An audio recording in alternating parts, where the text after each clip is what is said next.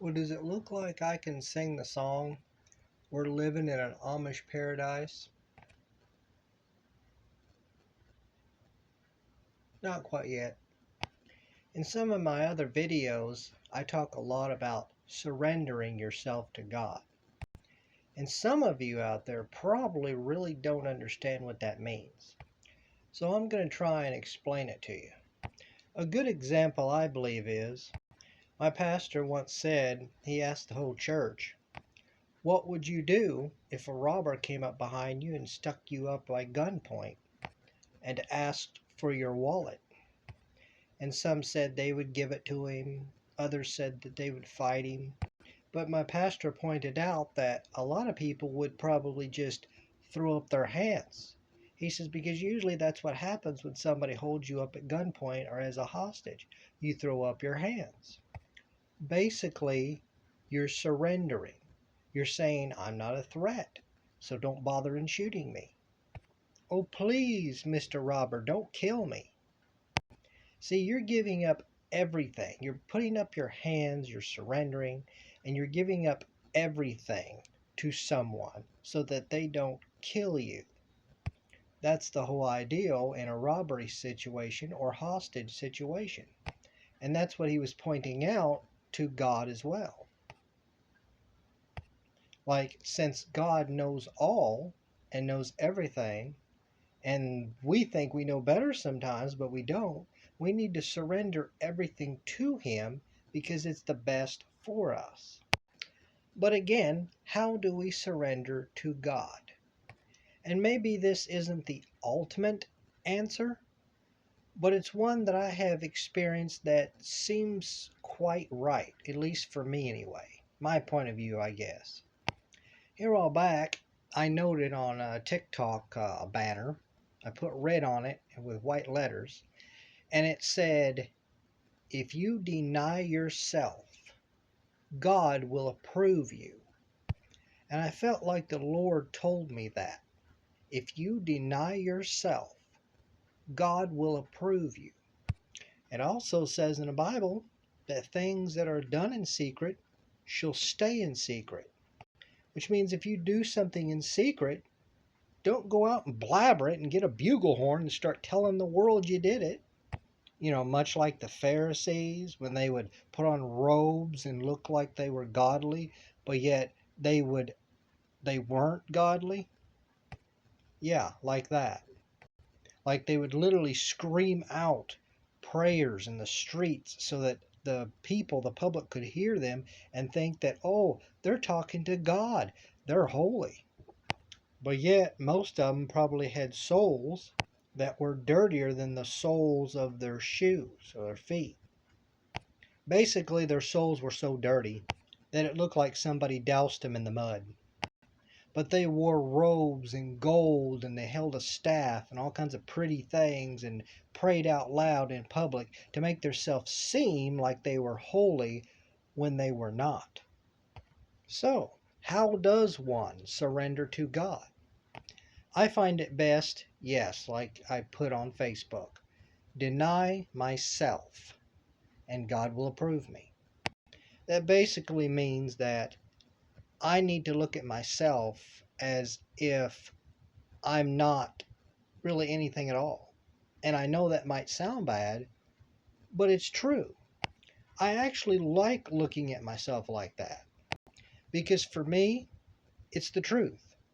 When you have an all powerful being like Jesus Christ, God, that you can pray to, and He helps you and He does for you, and when you know the truth that God is the only way that you get energy or power or any heavenly glory at all, or you're even forgiven by His power or grace, or that He's the only person that cares for you, the person that created you, that every action is not yours. When you know the truth about that, then taking pride for yourself, thinking that you're anything else, it just seems pointless. A complete total waste. It even talks about it in the Bible that pride is a fool's game, basically. That God hates a haughty person, a proudful person. So why become something that God hates?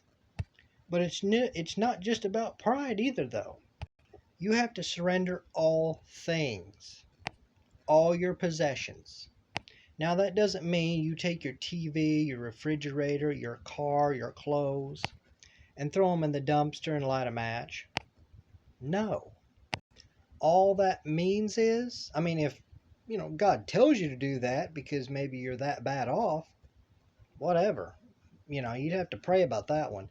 But what that truly means is that know that the only reason why you have those things is because God allowed you to have them.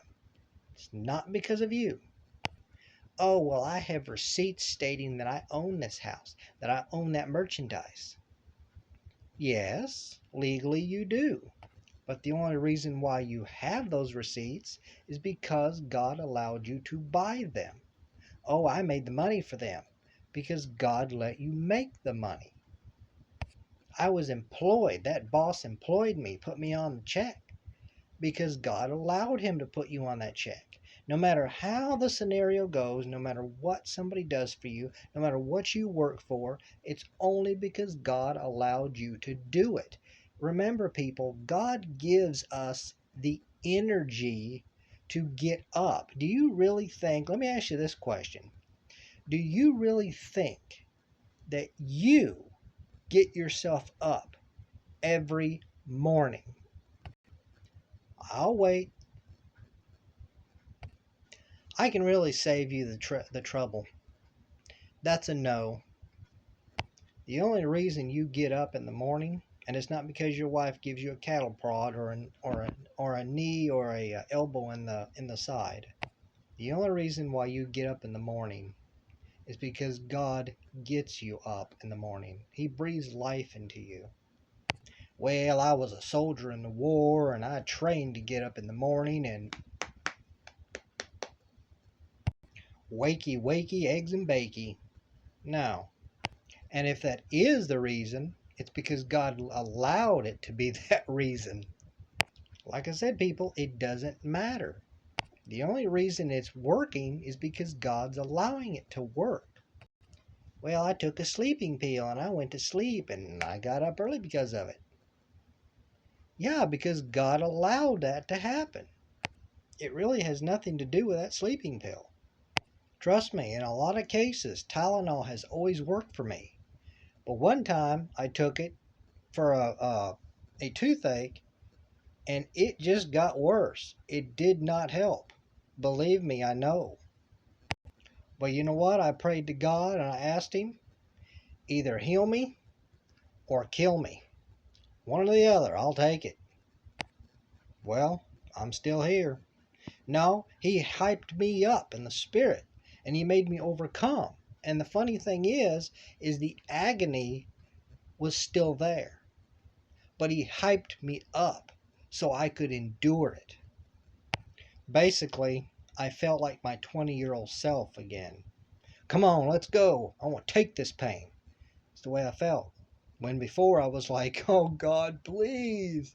I don't want to endure this. This is horrible. Yeah, I was being a real whiner, let me tell you. But that only happened because I surrendered to God. And I think it's because that He was basically saying, look, James, you want to get freed from this agony, and you've prayed and prayed with me, but I haven't done anything yet. And I see you're getting tired, James, and I understand. But how long are you going to wait for me to heal you? Are you going to stray away and take a Tylenol? Or are you going to wait for my blessed healing? And the reason why I'm saying this is because usually Tylenol knocks the pain out within 20 to 30 minutes. At least half of it anyway. And it didn't budge anything. It just made it worse. So you tell me that one.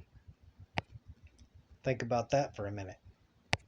Basically, he was saying, you're seriously going to take Tylenol? You think that's going to take your headache away? You believe, you have faith that Tylenol. Think about that now. We have faith that Tylenol is going to take our ills and our symptoms and our horrors away. We have faith in that teaspoon that we give our kids. We have faith in that mechanic. We have faith in that doctor, that surgeon. We have faith in our president. Oh, he's going to make everything all right. We have faith in Jack Daniels, in Jim Beam.